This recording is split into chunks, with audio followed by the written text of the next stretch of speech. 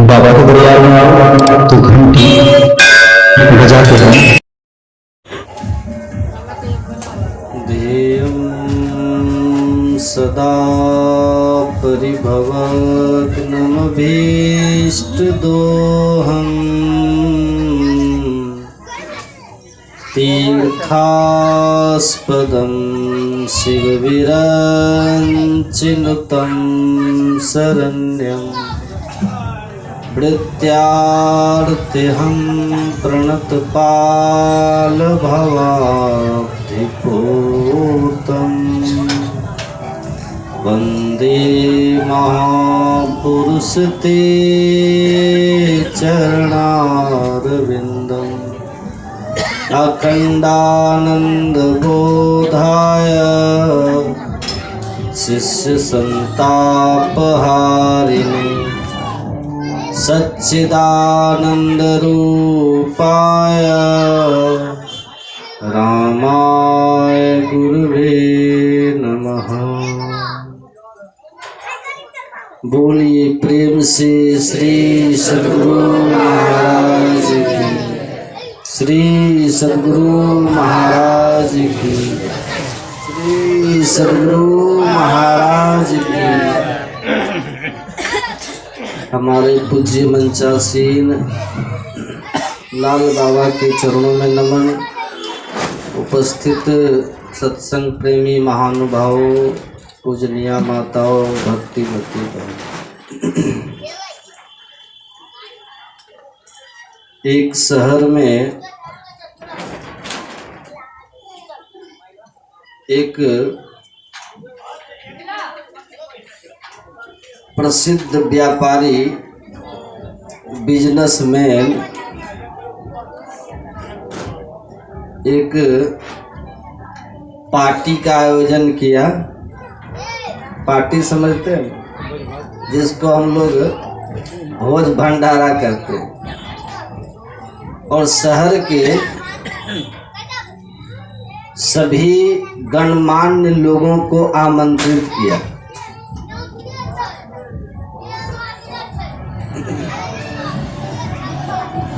सभी लोग आए।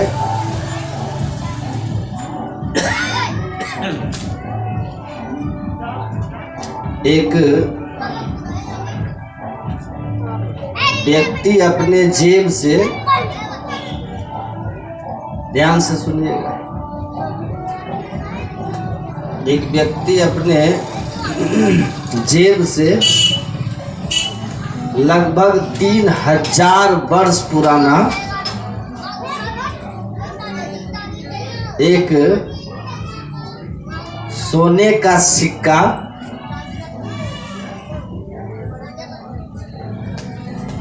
उस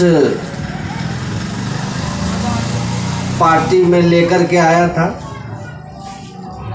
तो वो सबको दिखा रहा था कि देखिए मेरे पास 3000 साल पुराना अपने देश में चलने वाला सोने का सिक्का है।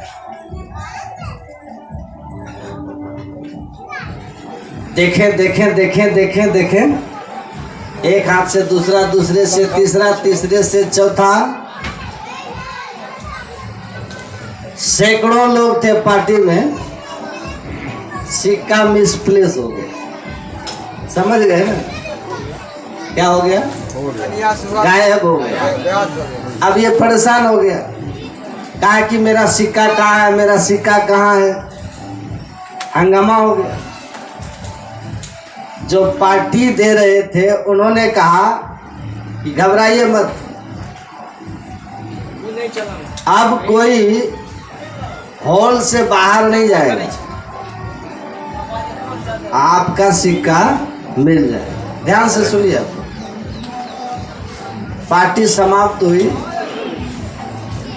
तो केक मिला।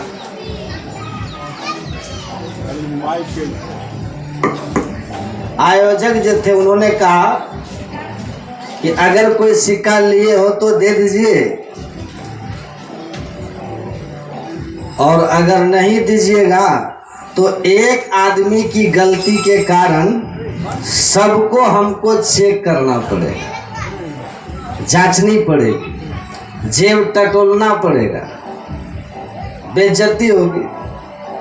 लेकिन किसी का 3000 वर्ष पुराना सोने का सिक्का है तो एक तो वो दुर्लभ है और ऊपर से प्राचीन सिक्कों की कीमत, भले वो सोने का छोटा सिक्का हो लेकिन प्राचीन सिक्कों की कीमत बहुत होती है, करोड़ों रुपए दे देते हैं कोई लाइब्रेरी वाले, इसीलिए कि वो सोने का एक सिक्का या कोई भी सिक्का हजारों वर्ष पुराना इतिहास के बहुत से पन्नों को खोल देता है। तो उस समय अर्थव्यवस्था कैसी थी, लोगों की कलात्मकता कैसी थी, कलाकारी किस स्तर पर था, कैसे कैसे धातु उपयोग में आते थे, है ना। तो सिक्के जो हैं प्राचीन इतिहास को जानने के बहुत बड़ा स्रोत माना जाता है। वो बेचारा अपनी तारीफ में लाया था लेकिन सिक्का गायब हो गया, पर कोई बोला नहीं कि मैंने लिया है। कहा तो ठीक है जांच करो। उनके जो गार्ड थे एक एक करके सबको जांचना शुरू किया। धीरे धीरे सब लोग निकल गए बाहर हॉल से। 5-7 बच्चे थे, इसी बीच एक का नंबर आया। उसने कहा कि मैं जांच नहीं करवाऊंगा। कहा क्यों नहीं करवाओगे जांच? कहा मैं जांच क्यों कराऊं, मैं चोर थोड़ी हूं जो जांच कराऊं। कहा भाई जितने लोग जांच करवाए क्या सब चोर थे? कहा वे थे नहीं थे, लेकिन मैं जानता हूं मैं चोर नहीं हूं, मैं जांच नहीं कराऊं। तो उनके जो गार्ड थे कहा कि आराम से जांच नहीं कराओगे तो जबरदस्ती करेंगे। ये तुरंत अपने कमर से रिवॉल्वर निकाला और कहा जरा जबरदस्ती करके तो दिखा दो, यही आप लोगों को लेटा दूंगा हमेशा के लिए। कहा पुलिस बुलाओ। अब पुलिस बुलाने की बात हो रही थी तभी एक वेटर, बुफे काउंटर जो लगा होता है ना, पार्टी खत्म हो गई थी तो वो अपना सारे बर्तन समेट रहे थे। एक बर्तन जैसे उठाया तो उसके नीचे सिक्का। कहा ये रहा सिक्का, क्यों लड़ाई कर रहे हैं आप लोग? वो सिक्का उठा लिया वेटर, उसको दे दिया। फिर लोगों ने कहा कि देखो जी जब तुम सिक्का लिया नहीं था तो मना क्यों कर रहा था चेक करवाने से? हम लोग को तो लगा कि तुम ही लिए हो इसलिए मना कर रहे। तो मना क्यों कर रहे थे? जांच करा के आराम से चले जाते, क्या फर्क पड़ता, सबकी जांच हुई थी। तो उसमें उसी समय अपने जेब से उसने हूबहू वही 3000 साल पुराना सोने का दूसरा सिक्का निकाला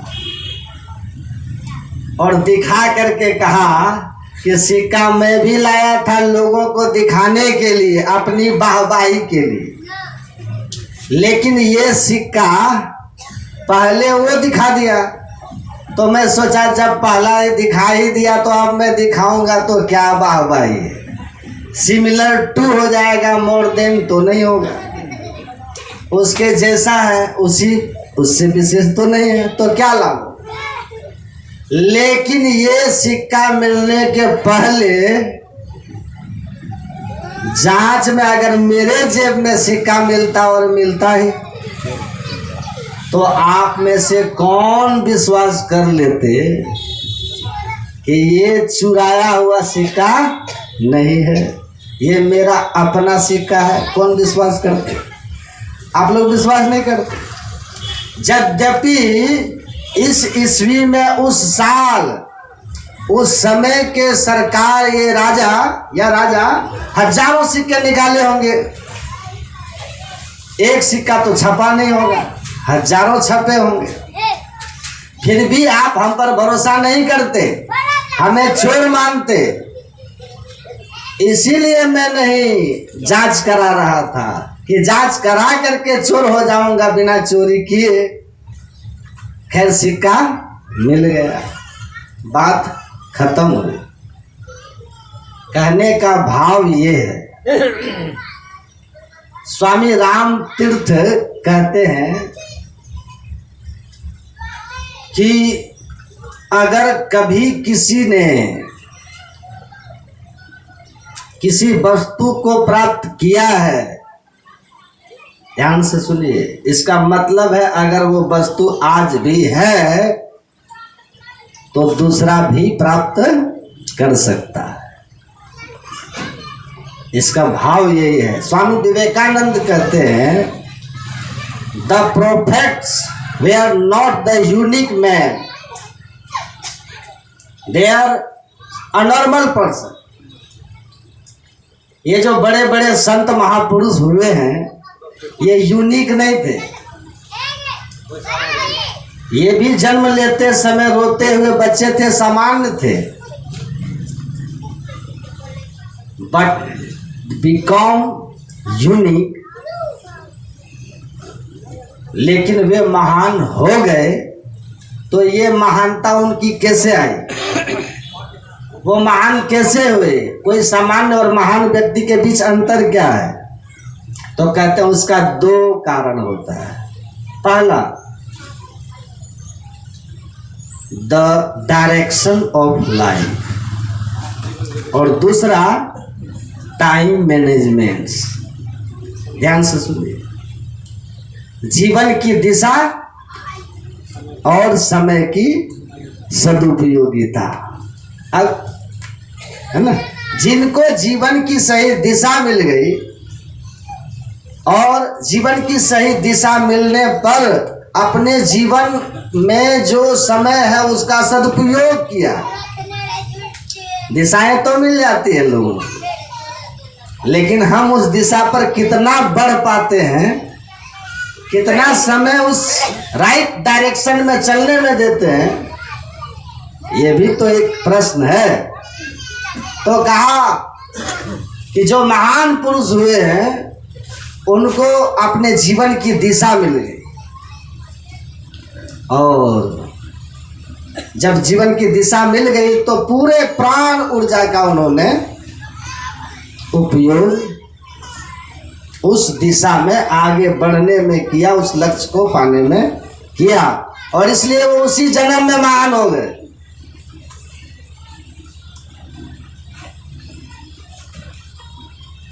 तो जीवन की सही दिशा क्या होगी? कहते हैं बड़ा से बड़ा बिल्डिंग कागज पर मैप होता है ना, फिर धीरे धीरे महल बन के आता है सामने, राजमहल, भव्य इमारत, महान से महान लोग जन्म के समय रोते हुए बालक होते हैं, बाद में महान शासक कोई होता है, कोई महान संत हो जाता है। ये सब कैसे हुए? जीवन की दिशा ने कहा, जीवन की दिशा ने तय कर दी कि आप जीवन काल आप जी सुखी रहेंगे कि दुखी रहेंगे। स्वर्ग और नरक जीवन की दिशा है, और ये जीवन की दिशा जो है ना, कहाँ से मिलता है? जीवन को दिशा कौन देगा?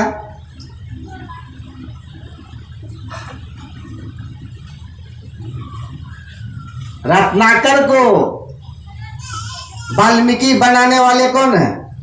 रत्नाकर वाल्मीकि है ना। दिशा वे जीवन की दिशा है जो नारद जी से मिलता है कि ये जीवन की दिशा नहीं है जो तुम पाप करो उसमें कौन सा भागी है, तुम्हारे जीवन की दिशा इधर नहीं, जीवन की दिशा इधर है, जियो हम से शिवो हम की यात्रा। राम तीर्थ को महान किसने बनाया? कहां से बने? स्वामी राम तीर्थ के ऊपर जो रिसर्च बुक है उसमें एक कहानी है कि स्वामी विवेकानंद जी महाराज राम तीर्थ जिस कॉलेज यूनिवर्सिटी में मैथमेटिक्स के प्रोफेसर थे, उसी कॉलेज में इनका स्पीच हुआ था। स्वामी विवेकानंद जी प्रोग्राम हुआ था, बोलने के लिए बुलाया गया था स्वामी विवेकानंद। स्वामी विवेकानंद के प्रवचन से प्रभावित भी हुए स्वामी राम, लेकिन जब वो राम तीर्थ, जिनका पूर्व नाम क्या था? तीर्थ राम, प्रोफेसर राम, अपने घर भोजन के लिए स्वामी विवेकानंद को बुलाया और उस स्वामी विवेकानंद को भोजन कराते हैं। स्वाभाविक लोग बुलाते हैं ना, भोजन कराए स्वामी विवेकानंद। भोजन करके वज्रासन पर बैठे और राम तीर्थ जो थे अपने बच्चे को लाड़ दुलार कर रहे थे। स्वामी विवेकानंद जी के मुंह से एक शब्द निकला, जहां राम तह काम नहीं, जहां काम तह राम, तुलसी कबहू ना मिले रवि रजनी एक थाम। कि आपका नाम राम है, इशारा उन्हीं पर था विवेकानंद जी का कि जहां राम है वहां ये भोग नहीं, भोगेच्छा नहीं है, विषया शक्ति नहीं है, विषय भोग की कामना नहीं है।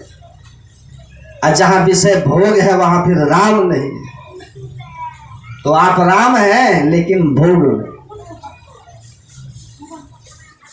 जीवन की दिशा बदल गई, राम तीर्थ के जीवन की दिशा बदल गई। यहीं से विवेकानंद के ये शब्द उनके साथ बाण लगा कि उन्होंने कहा मैं अपने नाम को अब सार्थक करूंगा। और जीवन की दिशा बदलते ही राम तीर्थ क्या से क्या हो। अमेरिका के अखबारों में जिनके लिए निकला था कि भारत के हिमालय के जंगल से एक चलता फिरता हुआ मुर्दा जोगी आया है, इतनी महिमा। जीवन की दिशा बदल गई। किसने बदला? संत ने बदला।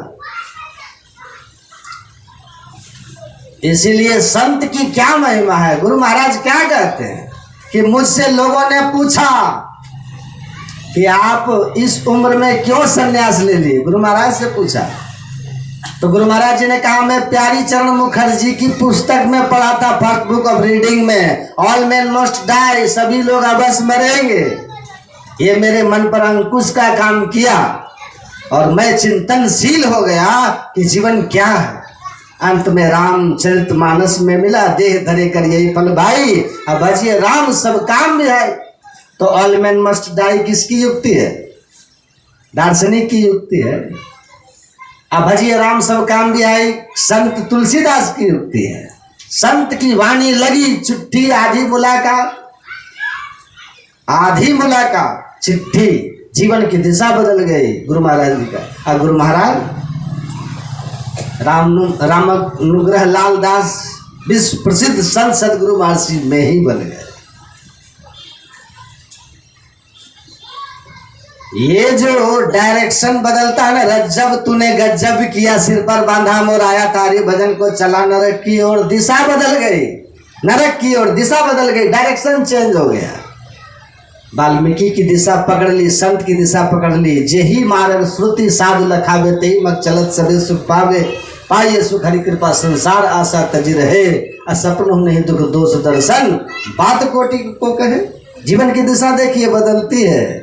यही तो सत्संग करता है, यही तो विवेक है। कहाँ मिलेगा ये? यही विवेक मिलेगा। जीवन की दिशा क्या होगी हमारी, इसका निर्धारण हमने कर लिया। और ये निर्धारण कहाँ होगा?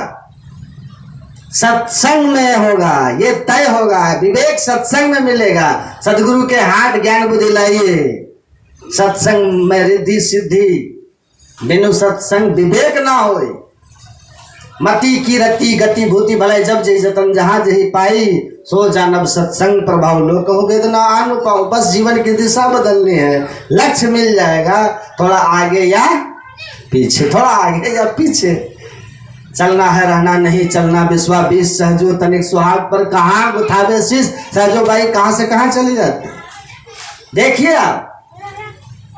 इसीलिए कहा संत की महिमा, सत्संग की महिमा। कौन कौन कहत साधु महिमा सकुचानी, शारदा ब्रह्मा संत की महिमा कहते हुए सकुचा जाते हैं, क्योंकि इनकी वाणी में क्या बल है।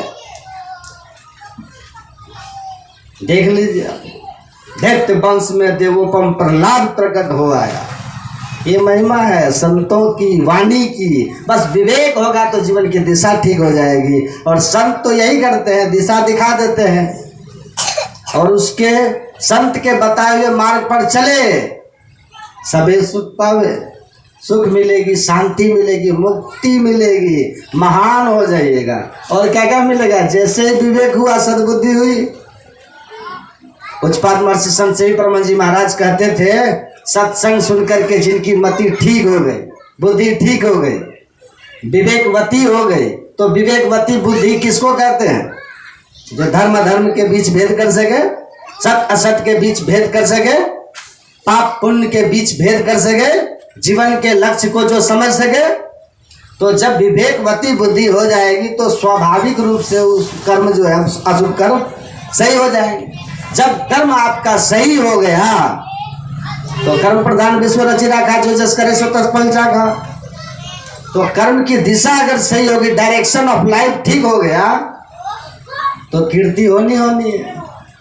पापी की अपकीर्ति और पुण्यात्मा की कीर्ति होती है, भक्त की कीर्ति होती है।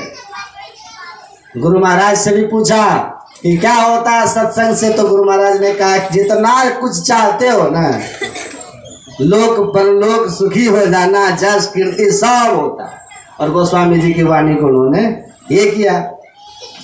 तो सवाल पूछने वाला एक नए लोग थे, हमसे पढ़े लिखे लोग थे, विद्वान थे, उनकी बुद्धि थोड़ी घूमी होती है ना। हम लोगों की क्षमता गुरु महाराज की है नहीं कि वाणी में वो बल हो कि आपको हम अपनी आभा से बदल दें।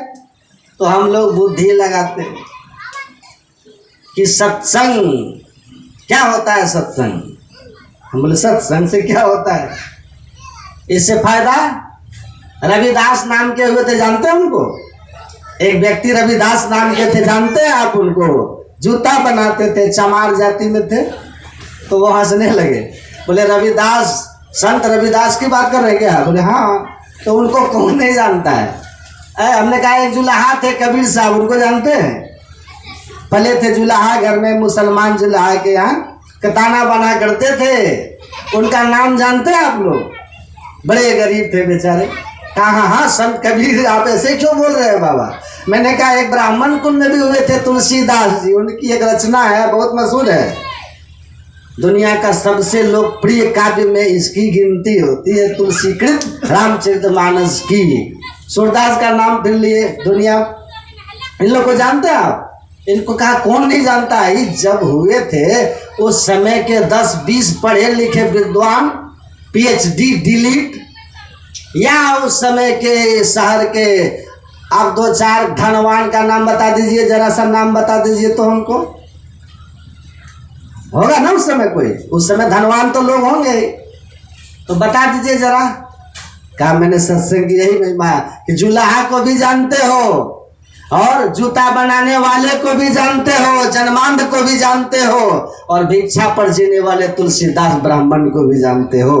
ये संत हुए हैं लोग सत्संग से। ये सत्संग की महिमा थी। इनके गुरु मिले, सद्ज्ञान दिया, सदुपदेश दिया, जीवन की दिशा दिखाई। उस जीवन की दिशा को इन्होंने एक्सेप्ट कर लिया, उस पर अपना झोंक दिया जीवन को, और इतने महान हो गए कि आप उनका आदर से आज नाम लेते हो, जानते हो। और उस समय के बड़े बड़े पढ़े लिखे विद्वान और पैसे वालों को आप नहीं जानते हो। ये महिमा है इसकी। उनकी दुनिया में कीर्ति हुई, और इतने महान थे कि जीते जी शांति को प्राप्त किए, मुक्ति को प्राप्त किए, परमात्मा को प्राप्त किए, और जगत पूज्य हो गए। मैंने कहा लोक भी समरेगा, मोक्ष पालोगे, ऐसी महिमा है सत्संग की। तो समझ में तो बात जरूर आया, माने भी सत्संग में वो बने ना बने, लेकिन सत्संग को लोग समझा कि कुछ है विशेष संत मत सत्संग में। इसीलिए संत लोग कहते हैं कि आप जो जीवन की दिशा सही होगी, जस कीर्ति हो जाएगी।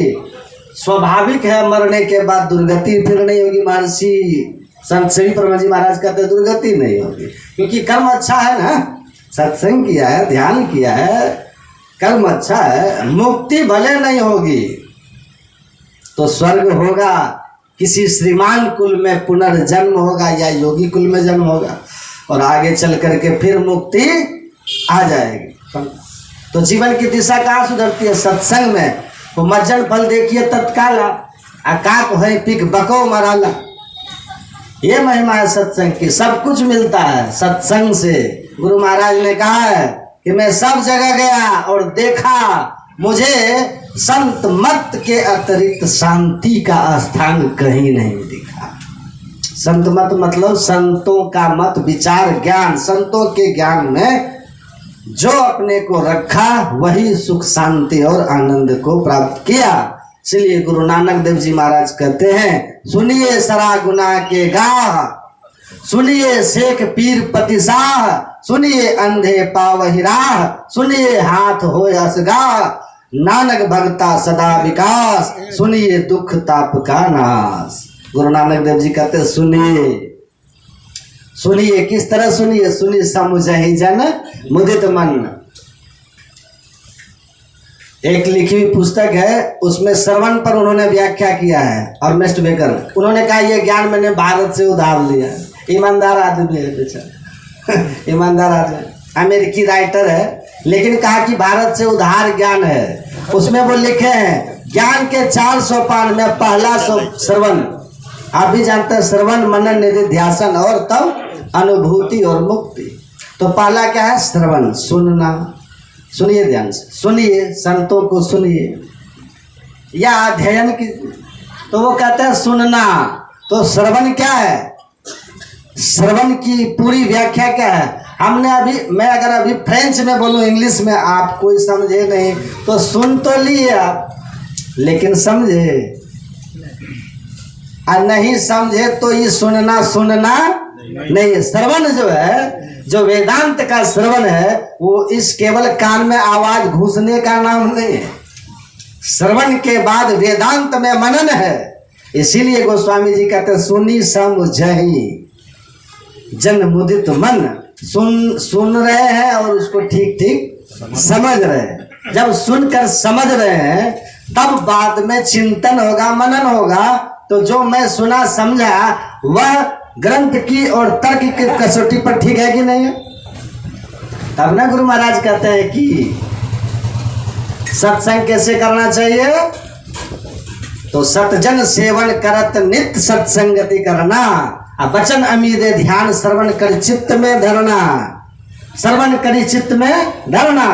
श्रवण किया, बात चित्त में कब आएगी? जब समझ में आएगी। तो जो सुना वो आपके समझ में आनी चाहिए। इसीलिए अगर समझ में नहीं आया, मनन करत नहीं बोध होए, तो पुनि समझीजे। आप चिंतन कर रहे हैं, लेकिन कहीं न कहीं शंका आ गई मन में, समझ अटक गया, तब पुनि समझ लीजिए, फिर समझिए। अरे हारे में ही समझ बोध जो हो रहता सम करी लीजिए। अब ठीक ठीक समझ के बोध हो जाए तो अपना रहनी मुसनुकूल कर लीजिए। तो श्रवण का मतलब केवल सुनना नहीं, श्रवण का अर्थ है जो सुन रहे हैं वो समझ में आना चाहिए। और जब समझ में आए तो फिर बाद में उसका विचार होगा। तब कई तरह के शंकाएं आएंगी, और तब न वहां पर संशय दूर बहाय संत मत स्थिर कर दे। तब जो संशय होगा श्रवण के बाद, तो आप ये संशयों का शमन करके और संतों के ज्ञान में आप स्थिर कर देंगे आपको। तो फिर आपका जो है निधिध्यासन, ध्यान में आप आगे बढ़ने लगेंगे। तो इसीलिए गुरु नानक देव जी कहते हैं, सुनिए, संतों को सुनिएगा तो धीरे धीरे आपके दोष दुर्गुण निकल जाएंगे। काक हुए पिक बको मराला की तरह दोष दुर्गुण निकल जाएंगे, और आप सारे गुणों के गाह, मतलब गुणों के खजाना हो जाइएगा। अभी हम लोगों में बहुत दोष दुर्गुण है, समझ गए? पहले इससे भी ज्यादा था। सत्संग सुनते सुनते, सत्संग सुनना, ध्यान करना, इस तरह धीरे धीरे धीरे घटता गया। आप सबका भी घट रहा है, घटेगा, ही स्वाभाविक है। जीवन की दिशा सही है तो परिवर्तन तो होना ही है ना। थोड़ा आगे थोड़ा पीछे, लेकिन होना है। आज चल रहे हैं तो कभी फिसल भी जाएंगे। कबीर साहब कहते हैं, बस देखना मार्ग चलते जो गिरे ताका ना ही दो, ये माया है ना, गिरा भी देती है। लेकिन कह कबीर बैठा रहे तासिर कर रहा को, उस पर गिर के वहीं गिरे मत रह जाना, फिर उठ के आगे बढ़ना। रत्नाकर वाल्मीकि बना है, तुम क्या हो? कुछ नहीं। इसलिए हमको कोई कहता है ना कि ये आदमी कभी सत्संगी नहीं बनेगा। बाबा मैं आपको एकदम हृदय से बोल रहा हूं, मैं आज तक कैसा भी कोई आदमी गलत दिशा की ओर जा रहा हो, लेकिन मैं कभी ये नहीं मानता कि वो सत्संगी नहीं बन सकता है। रत्नाकर वाल्मीकि हो सकता है तो आदमी थोड़े अपने अंदर के पाप वृत्ति को नहीं छोड़ सकेगा। हाँ, उसको कोई उस तरह के सामर्थ्यवान ज्ञान देने वाले मिल जाए, या वो सत्संग में ऊपर वाले की कृपा हो जाए और सत्संग में आने लग जाए, सत्संग सुनने लगे, सुनते सुनते धीरे धीरे जो है ना दुर्गुण निकलते जाएगा, अनुव्रत होते जाएगा, वो छोटा छोटा पाप छोड़ते जाएगा और होते अच्छे अच्छे गुण पकड़ते जाएगा। और जैनियों का अनुव्रत जैसे है कि छोटे छोटे पाप अब छोड़ो तब छोड़ो, है ना, फिर एक छोड़ो, ऐसे ही सत्संग होते होते होते होते आदमी शुद्ध हो जाता है। लेकिन लग के रहिएगा तब। पूजपाठ महर्षि संत सेवी परम जी महाराज कहते थे, कोई लाल लाल हो जाता है ना जब, और उछल के गिर जाए कि हम लाल हो गए, तो धीरे धीरे फिर ठंडा होने पर काला हो जाता है। उसी तरह सत्संग में लग के रहिएगा तो एक दिन पूरी तरह से आपके दोष दुर्गुण निकल जाएंगे और सफेद हो जाइएगा, संत हो जाइएगा। ये महिमा है सत्संग की। तो सारे गुणों दुर्गुण जाएंगे, गुणों के खजाना हो जाएंगे। सुनिए शेख पीर पतिशाह, सुन सत्संग सुनना आधार क्या है? यहाँ से ज्ञान होगा सत्संग से, क्योंकि बिनु सत्संग ज्ञान में जो विवेक होगा, फिर जीवन की दिशा सही होगी। दीक्षा शिक्षा लेंगे, ध्यान साधना लगेगा, अंतर बाहर सत्संग में लगे रहिएगा, तो धीरे धीरे धीरे स्वाभाविक है ना कि आप अंततः सच्चे बादशाह हो जाइएगा, संत हो जाइएगा। सच्चा बादशाह संत होते। चाह गई चिंता मिटी मनवा बेपरवाह, जाकू कछु न चाहिए सोई सहनसा। सच्चा बादशाह हो जाओगे, वो कर रहे हैं। और फिर अंधे पावही राह, ये जो विवेकहीनता के कारण अंधापन बना हुआ है, कोवा अंधा, ये सत्संग विवेक जो सत और असत नहीं जानता, धर्म अधर्म जो नहीं जानता, वो अंधा बना हुआ रहता है। लेकिन जब सत्संग करता है तो उसका अंधापन दूर हो जाता है और रास्ता सूझने लगता है, धर्म का मार्ग दिखने लगता है, मोक्ष का मार्ग उसको सही सही मनुष्य जीवन का कर्तव्य समझने में आने लगता है। इसलिए कहा सत्संगश्च विवेकश्च निर्मलं नयनं द्वयं यश्च नास्ति नरः अंधः कष्टं न स्यात् मार्गः। जो सत्संग नहीं करता, विवेक की निर्मल नेत्र नहीं होती, वही वास्तव में अंधा होता है। क्योंकि मानव जीवन पाकर मानव जीवन का जो सही दिशा है, आत्मानं मोक्षार्थम जगत हिताय च, आत्मा को जन्म मरण के चक्र से छुड़ाने के लिए वेदांत जनित संत जनित उपदेश, ध्यान, सत्संग और पाप कर्म से अपने को दूर रखना। जब इस तरह के जीवन में दिशा मिल जाती है, सही में वास्तविक आंख हो गई, ये विवेक की निर्मल नेत्र जब होती है, सदगुरु के सदयुक्ति से हम जब साधन करने लगते हैं, तो अंत में दिव्य दृष्टि भी हो जाती है और आत्म दृष्टि के साथ ही संतत्व की प्राप्ति होकर परम कल्याण हो जाता है। तो सत्संग लागी रहो रे भाई, तेरी बिगड़ी बात बन जाई। नित प्रति सत्संग कर ले प्यारा, तेरा कार सरे सारा। ये सत्संग विचार है। ये सत्संग में कि भाई आप तन नहीं हो, तन में आए हो परमात्मा की कृपा से मानव शरीर में, आप जीवात्मा है, ईश्वर अंश जीव अविनाशी। ये शरीर क्षेत्र है, आप क्षेत्रज्ञ हैं, क्षेत्र क्षेत्रज्ञ योर ज्ञानम ये तद ज्ञानम मतम मम क्षेत्रज्ञम चापि माम विद्धि सर्व क्षेत्रेषु भारत। ये ज्ञान, ये विचार है, ये विवेक है कि आप शरीर नहीं, आप शरीर में रहने वाली चेतन आत्मा हो, और जो चेतन आत्मा इस शरीर में रहने वाले अविनाशी हैं, भगवान कहते हैं वो मेरा ही रूप है, मैं ही हूँ। अपने आप को जान लो, मुझे जान लोगे, आत्मानं विद्धि, आत्मान को जानते परमात्मा की उपलब्धि हो जाएगी, जीवन सुख शांति और आनंद से भर जाओगे। इसके अतिरिक्त दुनिया के किसी लोक में चले जाओ, सुखी नहीं हो पाओ। आत्मज्ञान ही एकमात्र मुक्ति का हो। तो भगवान कहते हैं शरीर और शरीर में रहने वाली चेतन आत्मा दोनों को पृथक पृथक जो जानता है वो ज्ञानी है। चिंतन इसके लिए होना चाहिए, इसको विचार कहते हैं। ये सत्संग में सुनेंगे तब न विचार आएगा, इस ज्ञान को सुनेंगे तो विचार आएगा, वेदांत सुनेंगे तो वेदांत का विचार आएगा। शरीर और आत्मा दोनों अलग अलग है और शरीर में रहने वाली आत्मा हम है, इसको उपलब्ध करना हमारे जीवन का लक्ष्य है, ये ज्ञान है।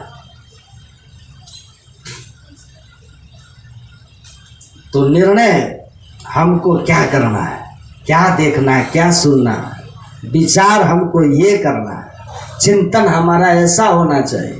और नहीं तो सत्संग नहीं सुनिएगा, चिंतन सही नहीं होगा तो अविवेक परम आपदः, अविवेक परम सुखदः। सारा सुख विवेक में है। विवेक होगा मोह भ्रम भागा, तब रघुनाथ चरण अनुरागा। संसार का मोह भ्रम दूर हो जाएगा, परमात्मा के चरणों में अनुराग होगा। और जीवन इसीलिए मिला है कि मिल जगदीश मिलन की बेरिया, चिरंकाल यह देश है। परमात्मा सत्संग में ही सद्ज्ञान होता है, सुधार होता है। राम भगत जहाँ सुर से निधारा सर से ब्रह्म विचार प्रचारा, विधि निषेध में कलिमल हरणी, कर्म कथा रविनंदन भरणी। कर्म कथा राम के सगुन लीलाओं का वर्णन करना, ये गंगा की धारा है। परमात्मा के निर्गुण निराकार सर्वव्यापक और सर्वव्यापकता के परे जो स्वरूप है उसका वर्णन करना, ये सरस्वती की धारा है। और जो कर्म नहीं करना चाहिए और जो कर्म करना चाहिए, विधि निषेध कर्मों का वर्णन, ये जमुना की धारा है। झूठ चोरी नशा हिंसा व्यभिचार नहीं करना चाहिए, ये निषेध करना। और एक ईश्वर पर अचल विश्वास पूर्ण भरोसा, उसकी प्राप्ति अपने अंदर में होगी। सदगुरु की निष्कपट सेवा, सत्संग और ध्यान, माता पिता का सेवा, ये तमाम जो विधि कर्म है, बड़ों का आदर मान, ये सब बातों का ज्ञान, ये जमुना की धारा है। और तीनों धाराएं बहती है सत्संग।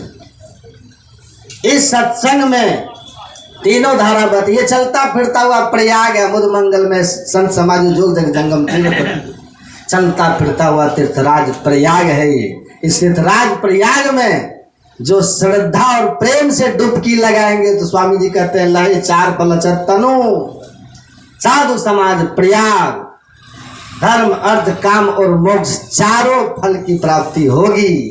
तो बाहरी सत्संग हमारे जीवन में हमको ज्ञान देता है, हमको हमारे अंदर ज्ञान देता है, हमारे अंदर सुधार लाता है। बाहरी सत्संग हम पाप कर्मों से बचते हैं। बाकी दुनिया में बाह्य इस सोच को छोड़कर, ज्ञान सोच को छोड़ के कोई और सोच कीजिए। क्या कहते हैं कि ज्ञान सोचम परित्यज्य बाह्यो रमते नरः स मूढ़ा कांचनं त्यक्त्वा लोष्टम गृह्णाति सुब्रतः। ज्ञान सोच, ये सत्संग क्या है? ज्ञान के अपने पाप कर्मों को धोए बिना, अपने आप में सुधार लाए बिना, कोई और बाहरी तीर्थ आदि में डुबकी लगाकर अपने को पवित्र करने का सोचते हो तो कहते हैं वो मूढ़ है, अज्ञानी है। वो अज्ञानी है, लोहा अज्ञानी है। सोने के ढेले को फेंक करके वो अब मिट्टी से अपना हाथ भर रहा है। अज्ञानी वो है जो ज्ञान सोच को नहीं ग्रहण करता, सत्संग जो नहीं करता, वो अज्ञानी है। वो कहीं पावन पवित्र नहीं हो सकता, उसके जीवन में सुख शांति नहीं आ सकती। टोल्स्टॉय बड़े ज्ञानी हुए, उनके भाई की असामयिक मृत्यु हो गई थी, युवावस्था में वैराग हो गया था। रसियन थे, जीवन की नश्वरता को वो जाने और जीवन क्या है, व्यर्थ है, कुछ नहीं, सब खत्म हो गया। राजा का बेटा, सारे वैद्य लगे हैं कि बचा न सके, बड़े भाई की मृत्यु हो गई, छोटा भाई को संसार से फिर वैराग हो गया। भगवान बुद्ध ने जैसे देखा ना, मुर्दा और वैराग हो गया कि मरना है तो सत्य को जान लो, राज सुख छोड़ के भाग गया। भगवान बुद्ध तो मुर्दा को देखे और तब उनको वैराग हुआ, घर छोड़ के भाग गए। अब परमाराध सदगुरु महाराज तो कहा कि क्या प्यारी चरण मुखर्जी की तीसरी क्लास में उन्होंने पढ़ा था ऑल मैन मस्ट डाई, और ये पढ़ करके इनको वैराग हो गया। संस्कार देखिए, संस्कार पढ़ के वैराग हो गया कि एक दिन मरना ही है, तो मरने से पहले जीवन के सार को जान लेना चाहिए। और तब रामचरितमानस पढ़ते हुए एक दिन मुझे मिला, दे धरे कर यही फल भाई भजिए राम सब काम भी आई, और जीवन के सार को समझ गए और परमात्मा पथ पर एक दिन हाना होते होते अंत में निकल ही गए, निकल ही। तो संस्कार प्रबल रहता है। महर्षि संतसेवी परमा जी महाराज कहते हैं, महर्षि संतसेवी परमा जी महाराज कहते थे कि भींगी विद्या सलाई को कितनों घिसोगे मसाला झड़ जाएगा लेकिन जलेगा नहीं, लेकिन सूखी विद्या सलाई को केवल एक बार मारो भक्त से जल जाएगा। वैसे जिन लोगों ने बारंबार जीवन पर्यंत सत्संग ध्यान करते हुए जीवन जिया हो, ऐसे लोग इतने संस्कारी होते हैं कि जब उनका अगला जन्म होता है तो बचपन से उनके अंदर में ये सब कुछ प्रत्यक्ष होता है। एक छोटी सी भी जीवन में ज्ञान की कोई घटना आ जाए, कोई परिस्थिति आ जाए, और वहीं से उनका जीवन बदल जाता है। भक्त से जल उठा, रज्जब ने तूने गजब किया, सिर पर बांधा मोर आया था, हरि भजन को चल दिया नरक की ओर।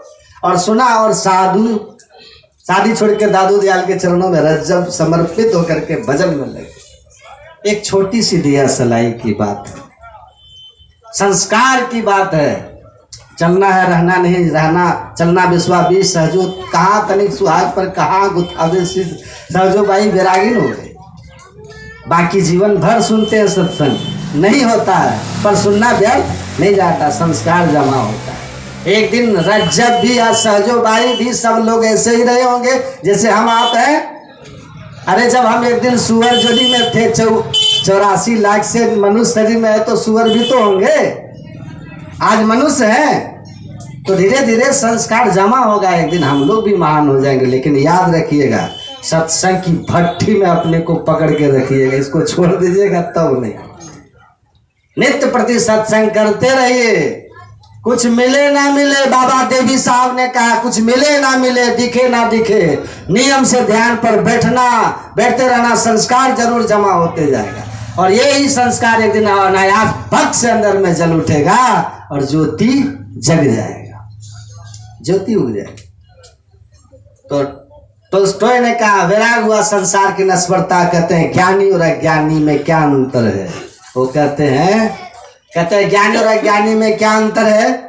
जो बहुत ऊंचा पद पर है वो ज्ञानी है, जिसको कोई पद नहीं वो ज्ञानी है, या जो बड़ी शक्तिशाली है वो ज्ञानी है, जो कमजोर है वो अज्ञानी है, जिसके पास बड़ी ऊंची ऊंची डिग्रियां हैं वो ज्ञानी है, और जो पढ़ा लिखा नहीं है वो अज्ञानी है। जिनके पास बड़ी सत्ता है, एकदम पूरा राजाधिराज बना हुआ है, इतनी बड़ी सत्ता की महाराजा अधिराज बना हुआ है, तो वो ज्ञानी है। और जो प्रजा है वो अज्ञानी है। कहा है बिल्कुल नहीं नहीं नहीं, जो अमीर है वो ज्ञानी है, जो गरीब वो अज्ञानी। कहते हैं इन सब का ज्ञान और अज्ञान से कोई लेना देना। झोपड़ी में रहने वाला रविदास के चरण में पीपा जी जैसे राजा को, काशी वाले को आके झुकना पड़ जाता है। और मसी कागज छियो ने कलम गयो ने हाथ, जैसे कबीर के सामने सर्वाजीत जैसे महाब्रह्म विद्वान झुक जाना पड़ता है, झुक जाना पड़ता। तो कहते हैं धन से, पद से, पैसा से, पोस्ट से कोई ज्ञानी नहीं होता। एक पुस्तक है बीत गई पर बीत न पाई, डॉक्टर राजेंद्र प्रसाद के सलाहकार थे, और वो डॉक्टर राजेंद्र प्रसाद उनको अपने साथ में विदेश ले जाते थे क्योंकि वो कई भाषाओं के ज्ञानी थे। Doctor SC. प्रताप, उनकी पुस्तक है बीत गई पर बीत न पाई। वो पुस्तक है कुपाघाट में, वहाँ लाइब्रेरी में है। मैंने वहाँ पढ़ा था लाइब्रेरी में, आप भी जाएंगे तो आपको भी मिल जाएगा, वहाँ पे धरा रहता है। उस पुस्तक में लिखा है, उसमें वो लिखे हैं एस.सी. प्रताप। देखिए डॉक्टर एस.सी. प्रताप लिखते हैं, उसमें बहुत सारी भाषा वो जानते थे, कई भाषाओं में उन्होंने पीएचडी की डिग्री ली है। डॉक्टर राजेंद्र प्रसाद जो प्रथम राष्ट्रपति थे, उनके सलाहकार, कि कुप्पा घाट आश्रम में एक बार मैं महर्षि में ही परमहंस जी मिलने के लिए गया था। मैंने उनसे कई संतवानियों पर उनसे चर्चाएं की। सबकी व्याख्या करते हुए उन्होंने एक शब्द मुझसे कहा कि जीवन बीत जाएगा इन संतवानियों को बुद्धि से अर्थ लगाते लगाते, लेकिन न कभी सही अर्थ लगा पाओगे और न ही कुछ अनुभव कर पाओगे। अंतिम बात आपको बता देता हूं। गुरु महाराज जी ने कहा बैठ करके ध्यान करोगे सब ज्ञान अपने अंदर में प्रत्यक्ष हो जाए। उन्होंने लिखा पुस्तक में कि मैं उनकी बात से चिढ़ गया। कहा कई भाषाओं का पीएचडी और राष्ट्रपति का सलाहकार, और इस तरह से हमको बता रहे हैं, हमको इस तरह से हमारे ज्ञान को ये छोटा कर रहे हैं महर्षि। फिर भी वो लिखते पुस्तक, मैंने कहा कि आप सब कुछ आपको प्रत्यक्ष हो गया है, वो मौन हो गए। लिखा है मौन हो गए महर्षि जी, और उसके बाद जाने का हम लोगों को प्रसाद दिए और कहे कि अच्छा ठीक है जाइए। तो साथ में जो लोग थे वो प्रणाम करने लग गए। तो मैं भीतर से न चाहते हुए भी लोक लज्जा में उनको प्रणाम किया। उस पुस्तक में वो लिखे हैं, जैसे ही उसमें बहुत सारे महापुरुषों से जो उनकी मुलाकात हुई थी उनका वर्णन किए हैं। कहते हैं जैसे ही महर्षि में ही परम जी का मैंने चरण छुआ, इतना जोर का करंट लगा जैसे बिजली का बहुत पावरफुल तार छू दिया हूं। मैं बहुत दूर जाके फेंकाया था, जाके दीवार में सट गया था। और तब महर्षि जी ने मुस्कुराते हुए कहा कि मुझे अनुभव है या नहीं, इस बात का अनुभव मैंने आपको करा दिया। बोलिए प्रेम से। तो पुस्तक में लिखा हुआ है। गुरु महाराज की महिमा कितनी बड़े बड़े लोगों ने की है, उसको पढ़िए, थोड़ा दूसरों को भी झांकिए, तब पता चलेगा। ये साधारण सामने खड़ा ये तस्वीर इनकी नहीं है, जिस मनुष्य की नहीं है, साक्षात नारायण सगुण साकार रूप में खड़े होकर के हम लोगों को ये ज्ञान उपदेश दिए हैं। और मैं ही जो अनुभव ज्ञान हो, अनुमान क्या करे, अनुभव करके कहे कि जो कह रहा हूँ वो सत सत है। तो कहते हैं इन सबसे ज्ञान अज्ञान का कोई मतलब नहीं, धन से, पद से, पैसा से, पोस्ट से। ज्ञानी और अज्ञानी का एकमात्र भेद करने वाला है जिसको संसार से आसक्ति है। जो संसार में आसक्त है वो सब अज्ञानी है। चाहे पद कितना ऊंचा हो, डिग्री कितनी ऊंचा हो, चाहे कितना भी समाज में मान सम्मान हो, चाहे शरीर का बल कितना भी बड़ा हो, ये सब अज्ञानी है अगर उनके जीवन का लक्ष्य संसार है, असंसार आसक्त है। और चाहे वो पढ़ा हो, चाहे वो अनपढ़ हो, चाहे वो अमीर हो, चाहे वो गरीब हो, महल में हो या झोंपड़ी में हो, ऊंचे पद पर हो या बिना पद का हो, लेकिन अगर उसने अपने जीवन का लक्ष्य संसार और संसार के भोगों से अपने को ऊपर उठा करके परमात्मा की भक्ति को अपने जीवन का लक्ष्य बनाया है, और सत्संग ध्यान करते हुए अपने पाप कर्म से जो अलग रह करके संसार अपने कर्तव्य कर्म का निर्वाह जो कर रहा है, टोल्स्टॉय कहते हैं कि वही ज्ञानी है, केवल वही ज्ञानी है। ये ज्ञान बिना सत्संग के कहीं नहीं हो। सत्संग में ये ज्ञान होता है, इसलिए सत्संग से ज्ञान उपजता है, अपने आप में सुधार होता है। और सत्संग सुन करके करी सत्संग, गुरु खोज करिए, चुनिए गुरु सच्चा। सच्चे सदगुरु की पहचान होती है जहाँ से सच्चे सदयुक्ति मिलती है, और तब अपने आप का साधन करके उद्धार होता है। तो पहले बुद्धि योग मतलब सत्संग, तब दीक्षा लीजिएगा तो मिलेगा मानस जप, मानस ध्यान की विधि, और तब दृष्टि योग, ज्योति योग, बिंदु ध्यान की विधि मिलेगी। और इन तीन क्रियाओं को क्रम से करके मानस जप, मानस ध्यान, दृष्टि योग, मानस जप, मानस ध्यान से चित्त की शुद्धि होती है।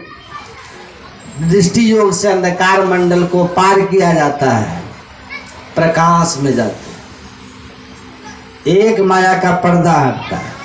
अब फिर तब नाद योग की क्रिया करते हैं, तब बजती है 5 नौबतें सुनी एक एक को। पांचों मंडल के केंद्रीय नादों को सुनते हुए स्थूल सूक्ष्म कारण महाकारण चारों जड़ावरण से निकलकर कैवल्य दशा में आत्मानं विद्धि। क्षेत्र क्षेत्रज्ञ और ज्ञानम एतत् ज्ञानम मतम मम। स्थूल सूक्ष्म कारण महाकारण ये 4 जड़ क्षेत्र है। कैवल्य दशा में 5वां ज्ञानमय क्षेत्र है, जीव रूप है। और उन सब के परे निःशब्दम परमम पदम है। हम प्रभु प्रभु हम एक ही होई, द्वंद्व द्वैत रहे नहीं कोई, में ही ऐसी आरती कीजिए, भव मह जन्म बहुरी नहीं। ये अवस्था हो जाती जहाँ से पुनर्जन्म का नाश होता है। अंतर बाहर सत्संग के ज्ञान और अपने में सुधार, और सुधार के साथ सत्संग करके अपना अंतर सत्संग करके उद्धार। बिना इस सत्संग के, इसीलिए सभी संतों ने एक मत होके कहा है कि सत्संग से बढ़ करके कुछ भी नहीं। गुरु महाराज कहते हैं धरती से जैसे सब कुछ उपजता है, फल फूल अन्न आदि, उसी तरह सत्संग से सब प्रकार का ज्ञान और सब प्रकार का सुख उपजता है। इसलिए नित्य प्रति सत्संग कर ले प्यारा तेरा कार सरे सारा। तो अंदर निज घट रस जो है अगर पाना चाहते हैं, उसी में शांति है, उसी में संतुष्टि है, उसी में सुख है, उसी में आनंद भी है, और उसी में 84 के चक्कर से बचने का वही रास्ता और ये उपाय है ध्यान, अंतर सत्संग। इसीलिए कठिन कितना भी हो, इसके लिए आपको अभ्यास करना होगा, गुरु की कृपा पाने का प्रयत्न करना होगा। काम कितना भी कठिन है, लेकिन अगर ये बहुत जरूरी है तो करना ही होगा। खूब गर्मी रहती है, लेकिन रसोई में जाके महिलाएं भोजन बनाती है कि नहीं बनाती है? पुरुष को कह दीजिए कि थोड़ा देर किचन में खड़ा हो जाओ, बाग खड़ा होगा, लेकिन औरत की ड्यूटी रहती है कि भोजन बनाना है। खूब गर्मी रहेगी, 45 डिग्री टेम्परेचर है, वहाँ भी वो चूल्हा में जाकर के लकड़ी से, जिसको खाना बनाना है लकड़ी से बनाती है कि नहीं बनाती है? क्योंकि ड्यूटी है। उसी तरह मनुष्य की सबसे बड़ी ड्यूटी है आत्मानं मोक्षार्थम। वेदांत दर्शन कहता है अपनी आत्मा को मोक्ष में पहुंचाना मनुष्य शरीर का सबसे बड़ा उत्तरदायित्व। ये ड्यूटी है, कर्तव्य है उसका।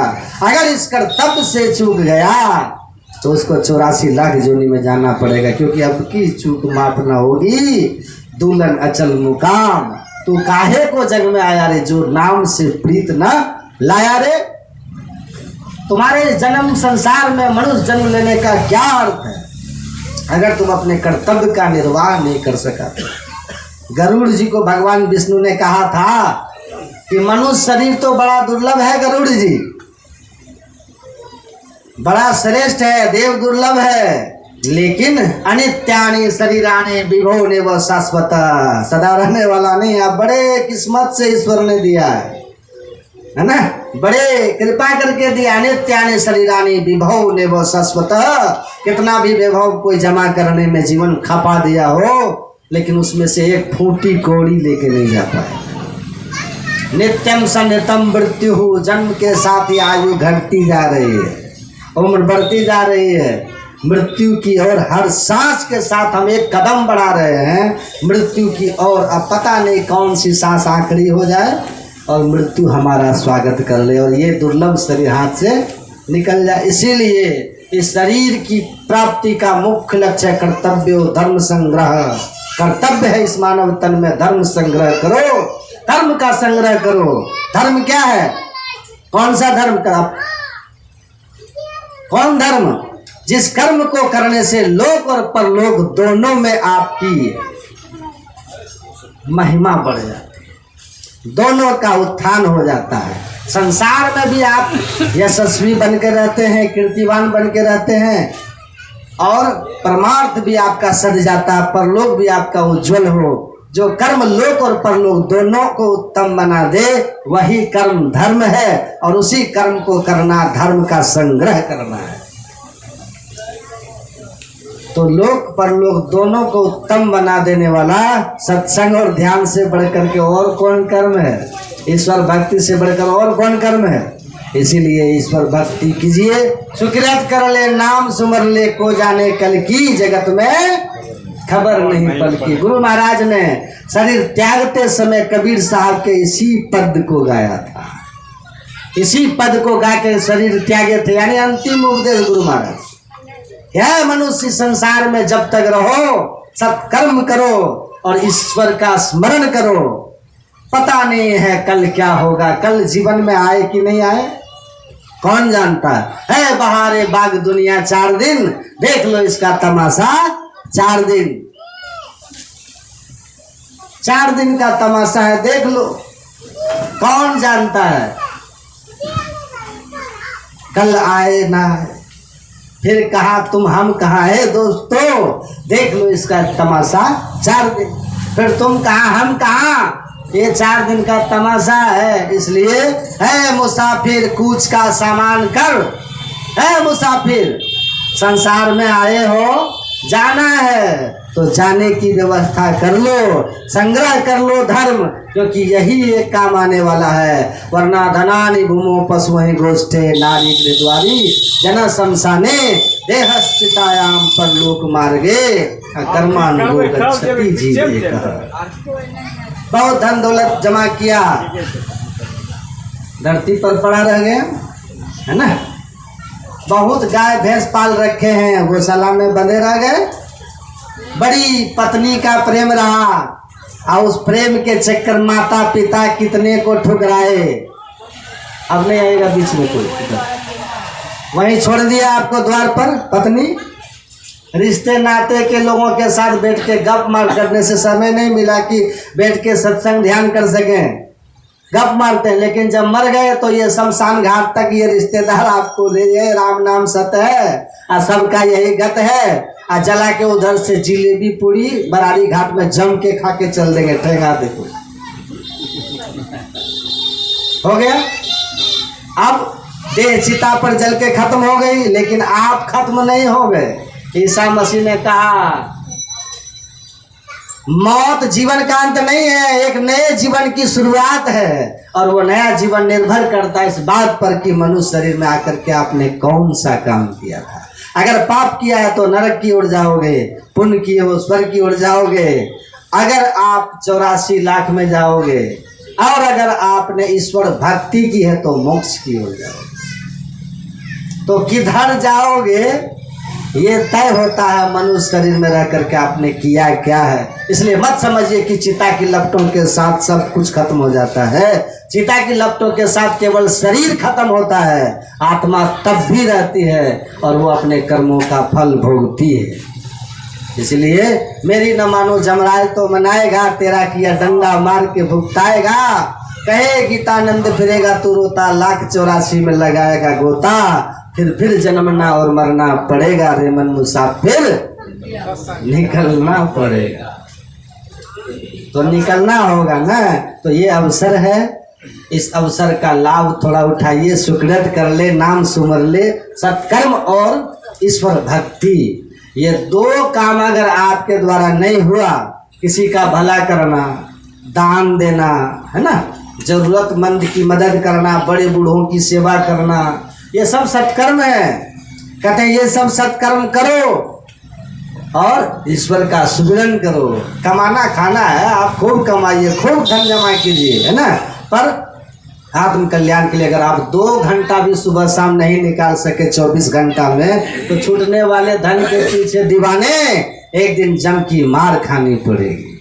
इसलिए कहा कि ऐसे मनुष्य की कोई महिमा नहीं है, ऐसे मनुष्य की कोई महिमा नहीं है जो मनुष्य शरीर प्राप्त करे। वो आदमी की क्या महिमा जो दुर्लभ मनुष्य शरीर पाके सारे दुनिया का वैभव और साम्राज्य इकट्ठा करने में सफलता पाली हो, लेकिन ईश्वर भक्ति करने से अगर चुकने के कारण अपनी आत्मा को दुर्गति में जाने से बचा नहीं सका। आज राजा होके जय जयकार और फिर कीट पतंग बन गए तो क्या फायदा हुआ 10-20 साल के राजगद्दी से। इसीलिए कहते हैं कि राजगद्दी पाइए ना, राजा बनिए, बड़ा पदाधिकारी बनिए, खूब बड़े धनवान बनिए, अंबानी बन जाओ, बिल गेट्स बन जाओ, बनो, मना नहीं है। धन भी खूब कमाओ, जस भी खूब कमाओ, लेकिन याद रखना ये धन की कमाई ईमानदारी के रास्ते से हो, और ईमानदारी के रास्ते के साथ साथ धन कमाने के साथ साथ कम से कम 2 घंटा आत्म कल्याण के लिए हो, तब तुम्हारा बड़ा बनना, बड़े पद पर पहुंचना सार्थक है। और नहीं तो ये सब छूट जाएगा और अनंत काल के लिए अंतहीन दुख और नरक की यातना जीवन में तुम्हारे सामने खड़ा हो जाए। तो किसी भी कीमत पर सत्संग और ध्यान नहीं छोड़ना चाहिए और कल पर नहीं टलना चाहिए। बहुत लोग सोचते हैं बुढ़ापा में साधन करेंगे, हम बोलते हैं कुछ नहीं मिलेगा। एक संत हुए हैं, संतवानी अंक गोरखपुर में, उनका बुंदेलखंड में बड़ी नाम है उनका। जैसे इधर गुरु महाराज जी की चर्चा है ना, बुंदेलखंड में यादव जी महाराज, बड़ा नाम है उनका। उनकी वाणी में है कि जो जवानी में विषय भोग करते हैं और बुढ़ापे में सोचते हैं भजन कर लेंगे, वो आम खा करके गुठली का दान करते हैं। तो गुठली का दान मत कीजिएगा, आम का दान कीजिए तो पुण्य होगा। जवानी में कुरान में लिखा है अल्लाह को भक्त प्रिय है, लेकिन युवा भक्त विशेष प्रिय है। युवा भक्त विशेष प्रिय क्यों? क्योंकि गुरु महाराज कहते हैं जवानी के दिन बड़े कठिन होते हैं। स्वाभाविक रूप से मन इंद्रिया विषयों की ओर भागती है, भोगों की ओर भागती है, और उस जवानी के प्रवाह को जो रोकने का साहस दिखाए, प्रेम का हो और सत्संग ध्यान भरा हुआ मकान घर हो, तो आप लोग पर लोग दोनों सुखी बना लीजिएगा। एक दिन सबको जाना है, अच्छी कमाई कीजिए, साथ ले जाने वाला भी पूंजी होनी चाहिए, केवल छोड़ने वाला जमा नहीं कीजिएगा, और नहीं तो जमराज की मार खानी पड़ेगी। तो आए हैं सो जाना है, लेकिन सिंहासन पर चढ़ के वही जाएंगे जो अपने कर्म को पुण्य कर्म और भक्तिमय कर्म रख के ध्यान, सत्संग और सदाचार में जिसका जीवन है, उसी का जीवन धन्य है। परमाराध्य गुरु महाराज से मेरी मंगल प्रार्थना है कि आप लोगों का जीवन इसी तरह का सत्संग ध्यानमय हो, सदाचारमय हो, और आप लोगों के जीवन में इनकी कृपा से सुख शांति आनंद बरसे। ये सत्संग जो आप लोगों ने कराया है, मासिक सत्संग, जो भी इसमें धन लगे, तन लगे, मन लगे हैं, जिनके भी आकर के आप लोग जो भी सुने हैं, वे सब के सब बड़भागी हैं कि सत्संग में लगाया हुआ एक एक पैसा, समय, धन सार्थक है। एक एक क्षण इस सत्संग में जो आपने आकर के बिताया है, लेखे में सोई घड़ी बाकी के सब बात। ये घड़ी आपके जीवन के धन्य घड़ी है। धन्य घड़ी जब हो सत्संगा, तो ये जीवन के धन्य के क्षण थे जो आपने आज मासिक सत्संग में बिताया। मेरी गुरु महाराज से ईश्वर से आप सब लोगों के लोक परलोक में सुखमय होने की मंगल कामना करता हूँ। बोलिए श्री सद्गुरु महाराज प्रेम से श्री सद्गुरु महाराज की जय। अब हम सब लोग कुछ काल के लिए ध्यानाभ्यास करें।